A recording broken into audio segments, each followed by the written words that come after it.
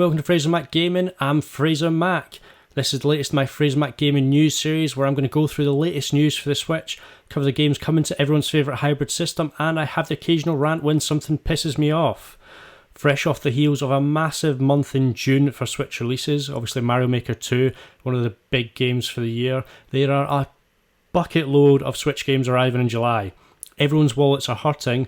I've had to split the video for this month into two separate parts, one covering indie and kind of retro releases. That is available now, so there'll be a card on the top right of the screen. But I'm also doing this video, which is going to be mainly about AAA releases or the more major releases for the month of July. So which games will I be buying, which games am I the most excited for, and which games should you buy in July 2019? Hit that subscribe button, turn on notifications, and find out after this.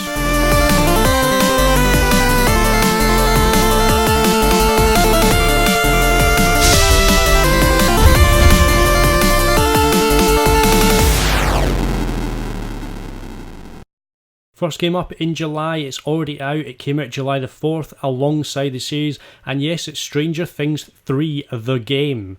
So I didn't really know where to pitch this, because in my mind it isn't indie. Netflix are a multi-billion-dollar company, they've got subscribers and interests all over the world, but they have moved into the video game industry. So obviously they announced Stranger Things 3 would be coming as a game earlier this year. They also announced a Dark Crystal game, which has just given me massive nostalgia vibes. But yes, as you can see, Stranger Things 3 is actually going to closely follow the TV series, so the series 3 that's available on Netflix right now. I've only started the series. I've been warned not to play it before watching it because it will give points away. So be very careful, just be very careful about that if you're interested in checking this game out. It has lots of retro vibes. It obviously has all 12 characters are playable apparently. I don't know how that will work out, but yes, you could play as Mike, Elle, you can play as Hopper, you can play as Steve, all these different characters. It's very top-down adventure, very retro, something interesting, and something that might be worth checking out if you love Stranger Things 3. Next up, we have a game that is definitely not something people expect me to enjoy, but I think it is a guilty pleasure for a lot of people, and it is Dragon Quest Builders 2. It's very much Minecraft for the grown-ups who don't want to play Minecraft or think it's too much of a kiddie game for them to play. Dragon Quest Builders 2 obviously built on the Dragon Quest series, got links to that, so it has more RPG and story elements, and I think that makes it more engaging, more interesting. Dragon Quest Builders, if you haven't played it before, is essentially a building civilization kind of exploration game that has little bits of hack and slash combat, but it's not really about the combat. But Dragon Quest Builders 2, it promises to build on that and improve on the battle, make it more interesting, more boss fights, a little bit more variety. I'm still not expecting too much. I think it is essentially, at the end of the day, it's a kind of civilization building game where there's a lot of crafting and working together and watching this wonderful civilization grow and expand in front of your eyes from nothing. If I started the demo of Dragon Quest Builders 2, obviously you're on an island, you've been kind of shipwrecked there, along with Malroth, a very dark looking character, and another girl, I've forgotten her name off the top of my head, but she was very demanding, seemed to be very entitled in a lot of ways and expecting an awful lot from everyone else, but not putting a lot else in.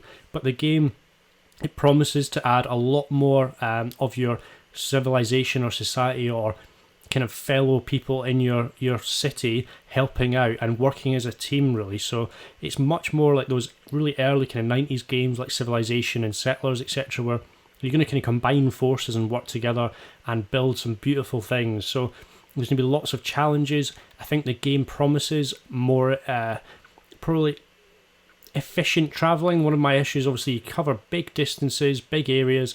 Travelling took a long time. You can now fast travel, swim, you can dash, you can glide even, and it looked like there's actually even vehicles, the trailer suggests. So I'm not actually opened it up yet, but it promises to be a much more expansive, much bigger, much better version, more items, more crafting, more interesting challenges. It's something I'm really interested in. You can play with up to 3 other players online or offline. I think that's really interesting as well. It says you should be able to take screenshots and use snapshots. I hope that includes video, because that was a big letdown from the first game. It's really interesting to show off what you'd done without having to resort to proper captured equipment. but there's also DLC. I think people who've also played Dragon Quest Builders, there's elements that can carry over, and also you can obviously purchase a season pass that are going to add more content as it goes and more islands. So it promises to be a much bigger exploration, much bigger story. I'm really excited. I've picked it up and I'm going to be playing it today. It's July 12th that it releases, which is the day of this recording. I got it for around £38 in the UK with a £5 off at Smith's, but it's supposed to be around £50 on the eShop. You can obviously get physical copies cheaper, and $60 in the US. If you're looking for a bit more action in your RPG, then God Eater 3 could be the game for you. It's another series of games that's probably been more popular in Asia than it has been in the West. It's now looking to make the breakthrough and come into the kind of North American, European market, get more fans, and kind of replicate the success of Monster Hunter, I'd say. So it's from Bandai Namco. If you can look at the people in the trailer, if you have this much fun playing any game, it's got to be good, isn't it? There's some very cheesy scenes. It's very sort of Nintendo-esque in terms of directs, etc., how they launch consoles. Looking at the Nintendo Switch Lite material. So yes, God Eater 3 is an action RPG that features, massive combat with huge, what they call origamis. You can play with 4 players locally, using communication, or kind of 8 players, in some instances as well. So massive multiplayer and fun to be had potentially if you've got some cheesy friends from a Gap advert to play with. But the game, it has obviously massive combat. You need to help hunt down and kill these origami that have taken over Earth and depleted it of its resources. You'll have to use the God Arc weapons from the company Fenrir along your way. So these are some special weapons, kind of like guns and blades, etc. You've got characters that you can fully personalise, give a name to. You also have challenges and battles you have to take on. You can level up. There is a demo available on the eShop, and that's how I kind of got more interest in it, got really interested after playing that. It has a fantastic anime intro, and that's actually sparked kind of anime and manga comics, etc. So it's a big franchise in Asia. It's currently available. It's just under £40 physically. It's around £50 in the eShop and $60 in the US. So quite expensive at that price. But if you like Monster Hunter, if you're itching for that style of game, this could be an exciting one for you. Up next is another action RPG, much more hack and slash, but more a westernized version, and it's based on the Marvel characters, and it will include a lot of the Marvel Cinematic Universe that we've all come to know and love over a long period of time. So yes, Marvel Ultimate Alliance 3, The Black Order, is coming to Nintendo Switch July 19th. It was the big news at the Game Awards back in December 2018. Quite a big surprise, really. Marvel Ultimate Alliance has kind of gone quiet for quite a while since the PS3 games, and I believe it's Xbox 360, lots of different kind of consoles and PC, I think, as well. So obviously Nintendo getting this and it being, I believe it's only going to be a timed exclusive, but it's a big coup for Nintendo. Obviously got to compete with what we saw for the Marvel game from Square Enix that will come to other consoles. It's very much based on the comics. It has characters, obviously, that have been in the films.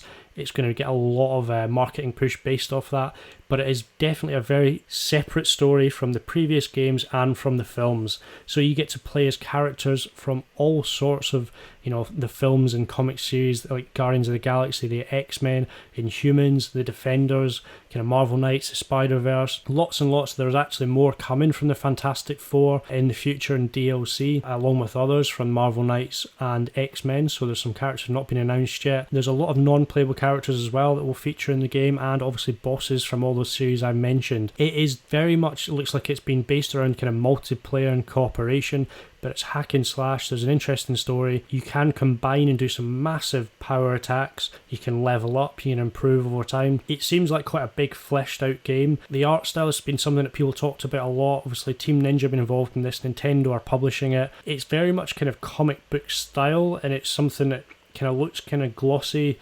colourful. Doesn't sit that well with me because I think instantly now people think of the films, and almost I've read a lot of the comics as I was younger, but now I look at the film and look at how creative they were with that, and it's quite dark at times.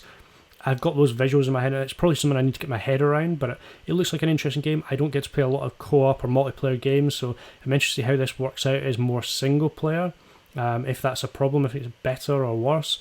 But Marvel Ultimate Alliance out July 19th. It's obviously a full price game. It's around £50 in the UK on the eShop. You can get it for under £40 physically if you shop around, and be about $60 in the US as well. But an interesting game. I'm kind of apprehensive a little bit, but I'm going to be picking it up, and I'll let you know how I get on once I buy it. The biggest game releasing in July will most likely be Fire Emblem Three Houses. It could even be the biggest game of the year so far, definitely in Japan anyway, because Fire Emblem is just a huge franchise in Japan. It's obviously popular in the West. I think RPG fans really do love it.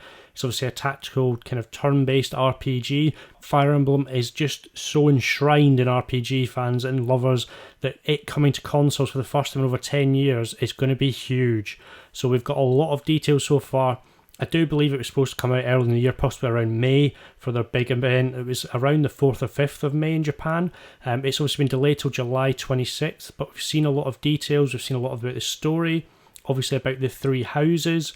You are playing as a character that can be male or female, and you're in the continent of Foldland. It's very kind of Game of Thrones, Lord of the Rings style, mixed with a bit of Hogwarts, because you are working in what is, I believe, is a church, but it essentially works as a school. There are three dominant houses in this continent. You have the Black Eagles, the Blue Lions, and the Golden Deer. They are all three noble houses. And it's essentially an officer's academy, so you're going to be a teacher, and there's all these different characters that are going to end up being leaders in these houses. So you will actually play through a storyline in one of these houses. You have to choose your path. And recent news from the director of the game basically said it would take about 80 hours just to play the school element of the game. And that is, involving cutscenes. You don't know what missions, etc., because obviously there's going to be challenges, different things to complete. We don't know how much of that they did, but this is obviously a massive game, as Fire Emblem games often are. But there is actually a time shift as well of almost 5 years when it moves to more of a kind of war setting, and then you'll have to play through from there. Now, the game is just expanded in terms of scale massively. Obviously, it's on a console, more powerful in this current generation compared to handhelds that it's been on before. But they've partnered up, Intelligent Systems have partnered up with Koei Tecmo. Apparently, they're the real experts when it comes to the kind of technical elements, and they worked with them on the Fire Emblem Warriors game, and apparently this has just helped hugely with the scale and what they can implement, so they can actually bring their ideas to life. In terms of gameplay, you can actually take part playing as your main character in the battles. You can also move around freely, you can interact, you can build relationships, you can gather information. It's going to be very interesting. I think obviously it is a very traditional turn-based tactical RPG, so you've got to organise your troops, your formations, move them around, and target certain aspects of your kind of competing forces, infantry, etc. Use the strengths and weaknesses of your forces to their best maximum. So it's going to be very interesting. I think it's going to be a game that's hundreds of hours. I think you can play this for a huge amount of time. Fire Emblem Three Houses, obviously it's a full retail release, so it's going to be around £40 again. If you go in the eShop, it's probably around $50, $60 in the US. But Fire Emblem Three Houses comes out July 26th. I have not played a Fire Emblem game before, so I'm really looking forward to this. I have pre-ordered it. I haven't previously played a lot of RPGs of this style, but I'm expanding my horizons a little bit, moving away from the action style of games, and I'm really looking forward to getting my hand on Fire Emblem Three Houses. Another game releasing July 26th is Wolfenstein Youngblood. I'll mention it briefly for reasons that I'll come up with soon, but it's set in Paris in 1980, so BJ Blazkowicz has gone missing after a mission into Nazi-occupied Paris. His twin daughters, Jess and Soph, are now the playable characters, and it is very much around a kind of first-person co-op shooter. So obviously Point Blank have done wonders again. It looks great. I'm hoping that it looks as good on Switch as kind of previous games, Wolfenstein 2 and Doom, etc. Or hopefully it can improve. They've obviously done a lot of work and learned from their kind of trial and error over the time with the Switch, and they know how to optimize it now to the best of its abilities. So Wolfenstein Youngblood, a game I'm actually excited or interested in. It looks cool. I think as first person shooters go, these games are great. There's probably going to be an interesting story. I don't really play a lot of co-op games, as I mentioned a lot, but I do like action games. I like shooters. I'm not usually a first-person shooter type of person or first-person perspective type of gamer, but obviously shooters like this are fantastic. The problem I have, it is releasing physically, but it's a physical, as I call it. So Switch Corp, members will know what I'm talking about there. It's releasing with a box. There's no cart inside. It's just a download code. So for me, this is just downright the ugliest thing possible. This is up there with EA type of behaviour from Bethesda, so I don't want to buy the physical. I'm hoping that something happens. It comes down in price on the eShop or something. It's going to be around £30. It is a cheaper game. It's probably going to be a good game. The sales are going to be hit by it. But unfortunately, it isn't actually a physical, so it's kind of put me off. And I hope a lot of other people try and stand up to Bethesda and make them realise this is a kind of cost-cutting measure that's gone too far. So those are the major big releases for July. It doesn't mean they're better than indie games, but obviously budgets and marketing push are much different, so I like to separate them for different kind of audiences. I hope you've seen something you like in there. Fire Emblem, for me, I'm not a typical RPG player, but it's come to consoles. It looks fantastic. It's something I'm interested to try. I probably won't complete the game or play a long way through in terms of putting hundreds of hours in, but I'm interested in giving it a go and seeing what it's like, trying something different for a change. I am going to put some time into Dragon Quest Builders 2 because it's kind of like my guilty pleasure. It's kind of a time waster game, one you can easily play with low stress. So I'd love to hear what you think, which games you're really excited for if you're picking any of them up. What do you think of Bethesda and Wolfenstein Youngblood situation? That's an interesting one for people to talk about. But if this is your first time, please hit that subscribe button, turn on notifications, and I will see you on the next video.